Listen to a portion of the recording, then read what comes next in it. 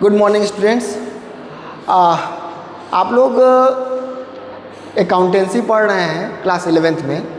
तो अकाउंटेंसी में बहुत सारे ऐसे टर्म्स होते हैं, है ना, जिन्हें आपको जानना बहुत ज़रूरी है।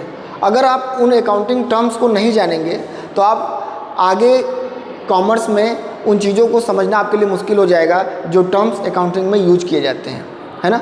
जैसे एग्जांपल के लिए अगर हम लोग बात करें, कैपिटल क्या होता है ना, परचेज का मतलब क्या है, सेल्स का मतलब क्या है ना, डेटर का मतलब क्या है, क्रेडिटर का मतलब क्या है, डिस्काउंट क्या होता है, डिस्काउंट कितने तरीके का होता है। तो ऐसे बहुत सारे टर्म्स हैं जो अकाउंटिंग में यूज किए जाते हैं। तो आज हम लोग उनमें से कुछ टर्म्स को जानने का प्रयास करेंगे।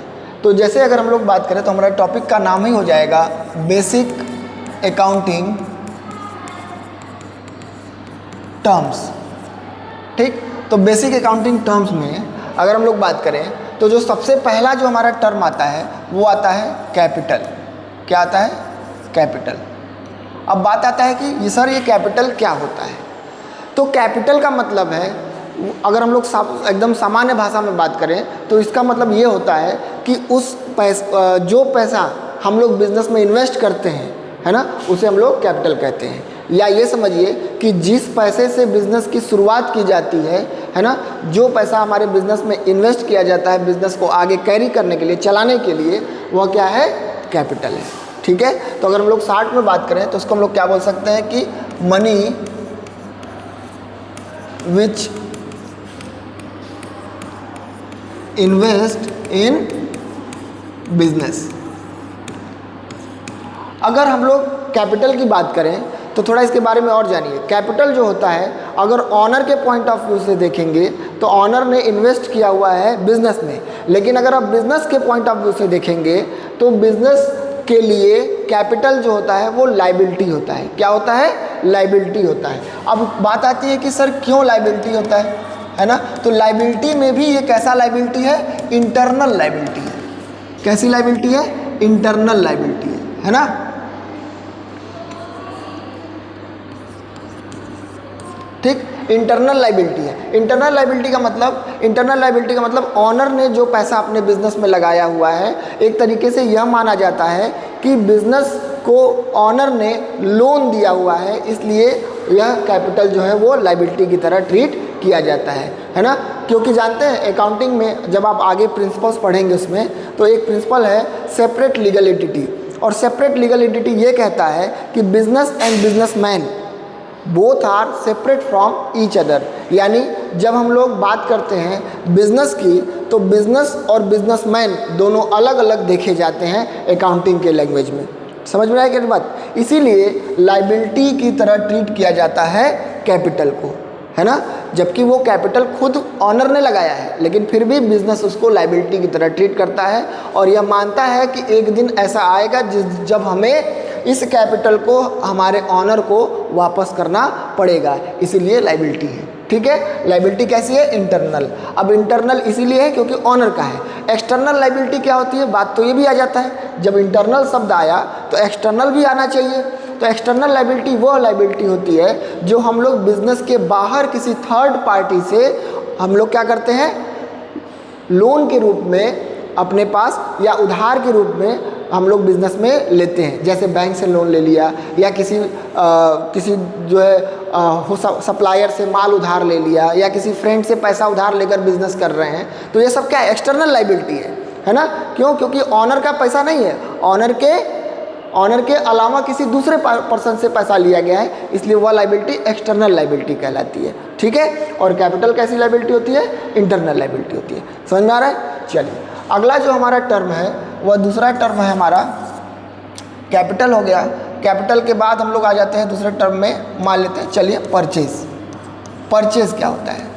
तो देखिए, ऐसे सामान्य भाषा में अगर हम लोग परचेज कहें तो परचेज का मतलब हम लोग जो भी चीज़ परचेज कर रहे हो या क्रय कर रहे हो, है ना, जो चीज़ हम लोग खरीद रहे हो वह हमारा क्या है? परचेज है।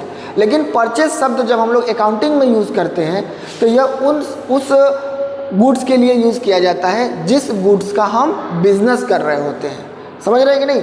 जैसे मान लीजिए एग्जाम्पल के लिए, है ना, मान लीजिए कि जो आप हैं, आपका एक साड़ी का बिजनेस है। ठीक है, साड़ी का बिजनेस है, तो आप अपने बिजनेस में साड़ी परचेज करेंगे, करेंगे ना, तभी तो आगे उसको सेल करेंगे, है ना। तो किसी सप्लायर से, किसी बड़े होलसेलर से आप क्या कर रहे हैं, साड़ी परचेज करके ला रहे हैं, ठीक है। तो वह साड़ी जो है आपके बिजनेस के पॉइंट ऑफ व्यू से क्या कहलाएगा, परचेज, समझ रहे हैं कि नहीं, है ना। लेकिन अगर यही हम लोग ऐसा कोई गुड्स परचेज कर रहे हैं जिसका हम बिजनेस नहीं करते हैं, तो वह हमारे लिए क्या बन जाता है, एसेट्स, है ना। फॉर एग्जाम्पल हमारा बिजनेस है साड़ी का, लेकिन हम परचेज कर रहे हैं फर्नीचर, तो वो फर्नीचर मेरे लिए क्या बन जाएगा, एसेट्स, है ना। मेरा बिजनेस है साड़ी का, लेकिन हम परचेज कर रहे हैं टीवी, तो क्या बन जाएगा, एसेट्स। समझ में आ रहा है कि नहीं बात, है ना। तो जिस चीज़ का हम बिजनेस करते हैं, जब उसी गुड्स को हम परचेज करते हैं तो उसको क्या कहेंगे, अकाउंटिंग की भाषा में परचेज लिखेंगे, ठीक है ना। इसीलिए आप देखेंगे आगे चल के जब आप जनरल एंट्री पढ़ेंगे तो उसमें परचेज अकाउंट लिखा जाता है। तो परचेज अकाउंट उसी गुड्स के लिए लिखा जाता है जिसको हम लोग परचेज करते हैं। समझ में आ रहा है, क्लियर। चलिए इसी तरह दूसरा शब्द आता है सेल्स। क्या आता है, सेल्स।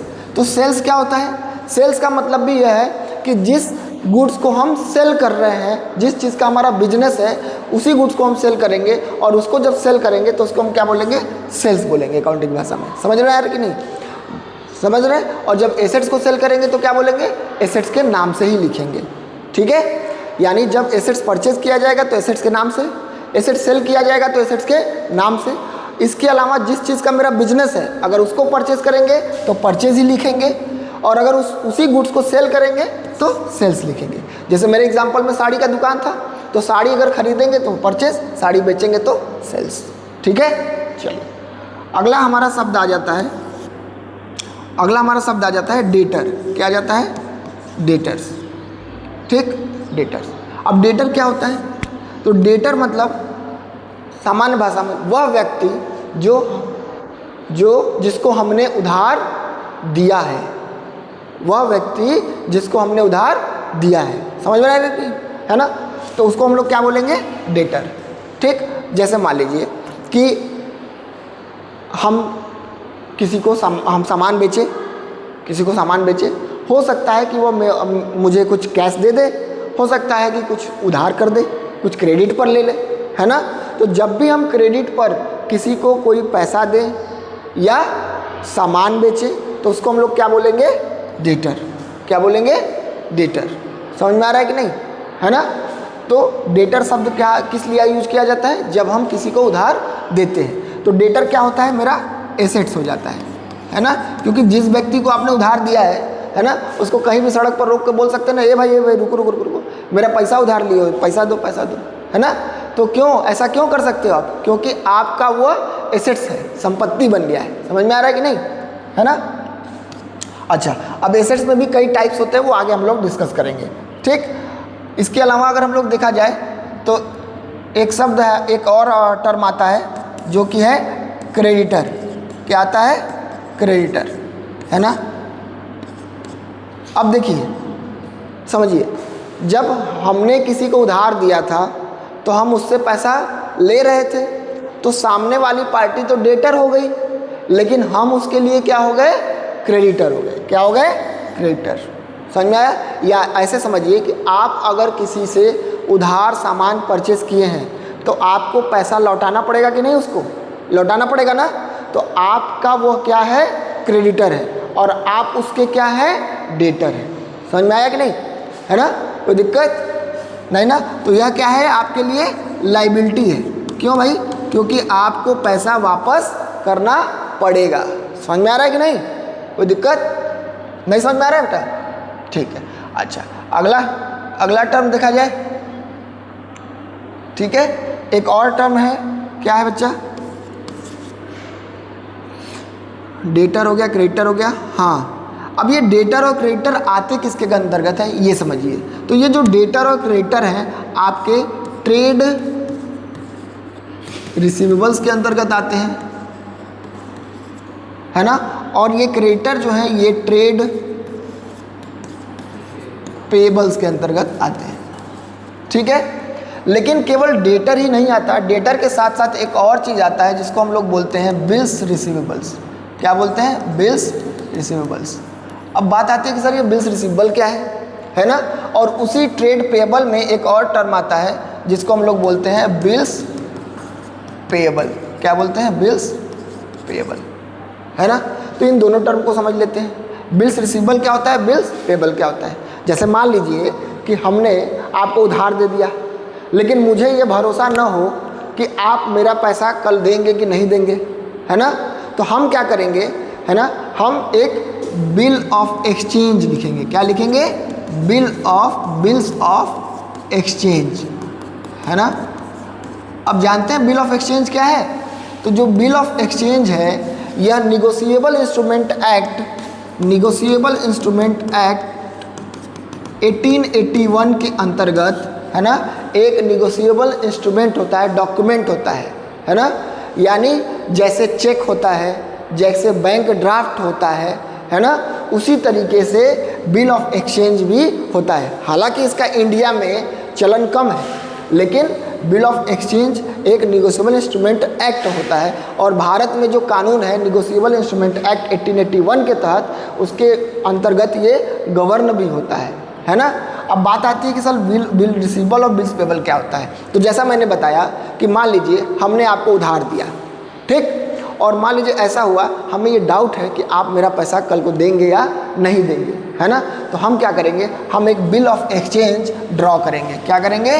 ड्रॉ करेंगे, है ना। ड्रॉ मतलब समझ लीजिए बेसिकली लिखेंगे, ठीक है, जिसमें मैं सामान्य भाषा में क्या लिखूंगा कि मैं आज इतने तारीख को इस व्यक्ति को इतने रुपए का सामान उधार दे रहा हूँ और यह व्यक्ति मुझे इतने दिनों बाद, है ना, पैसा वापस कर देगा। जनरली ये 3 मंथ होता है, 3 महीना यानी 90 दिन का समय दिया जाता है वापस करने के लिए, है ना। तो यह मैंने बिल लिख दिया, ठीक है, मान लीजिए मैंने आपके नाम लिख दिया, ठीक। अब आप क्या करेंगे, आप उस बिल को क्या करेंगे बेटा? एक्सेप्ट करेंगे। क्या करेंगे? एक्सेप्ट करेंगे। कैसे एक्सेप्ट करेंगे भाई? उस पर साइन कर देंगे अपना कि हाँ ठीक है मैं एक्सेप्ट करता हूँ उस बिल को, आपको इतने दिन बाद पैसा वापस कर दूंगा। फिर वो बिल मैं अपने पास रख लूँगा। समझ रहे हैं मेरी बात? उस बिल को मैं क्या करूँगा? अपने पास रख लूँगा। जब उसमें लिखा गया समय पूरा हो जाएगा, है ना, जितने दिन बाद का समय आपको दिया गया था, अगर वो समय पूरा हो गया तो मैं आपके पास आऊँगा, वह बिल आपको दिख दूँगा और उस बिल में लिखे हुए अमाउंट आपसे ले लूँगा। समझ में आएगा नहीं? तो इस तरीके से पूरा बिल ऑफ एक्सचेंज की प्रक्रिया पूरी हो जाएगी। समझ में आ रहा है कि नहीं, है ना। और मान लीजिए कि आपने ऐसा हुआ कि बीच में पैसा नहीं दिया, धोखाधड़ी किया, तो वह एक इंस्ट्रूमेंट एक्ट है ना, बताया ना।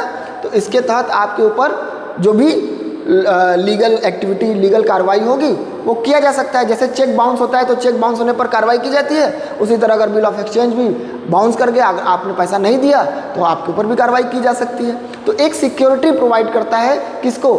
डेटर और क्रेडिटर के बीच में। समझ में आ रहा है कि नहीं भाई? कोई प्रॉब्लम है इसमें? नहीं ना। तो जो बिल ड्रॉ करता है बेटा उसे क्या बोलते हैं? ड्रॉवर। क्या बोलते हैं? ड्रॉवर, है ना। और जो बिल एक्सेप्ट करता है उसे क्या बोलते हैं? उसे बोलते हैं ड्रॉवी। क्या बोलते हैं? ड्रॉवी, ठीक है। इसमें कोई प्रॉब्लम है? नहीं ना।